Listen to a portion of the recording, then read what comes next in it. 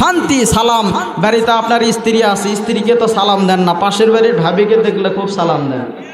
কি কথা সত্য না মিথ্যা? নবী বলেন বাসায় যতবার যাবা স্ত্রীকে আগে সালাম দেবা, ঘরটা সোনার ঘর হয়ে যাবে। ঠিক কিনা বলেন? ঘরটা রহমত দ্বারা বরকত দ্বারা কি হয়ে যাবে?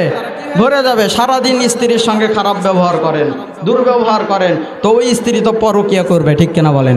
ওই স্ত্রী তো আপনার সঙ্গে নোংরা ব্যবহার করবে। হাদিসের ভাষ্য হলো, ইসলামের ভাষ্য হলো, বা মেয়েদের ভাষ্য হলো, তাদের যত প্রশংসা করা যাবে তারা তত আপনাকে কি করবে? ভালোবাসবে। তত কি করবে? আল্লাহ বলছেন এই কথা যে নারীদের বেশি বেশি প্রশংসা করবা, তাহলে তারা তোমাদের উপর খুশি হয়ে তোমাদেরকে আরো বেশি ভালোবাসবে। ঠিক কিনা বলেন?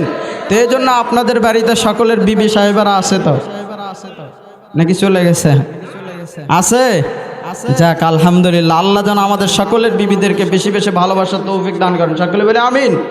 আর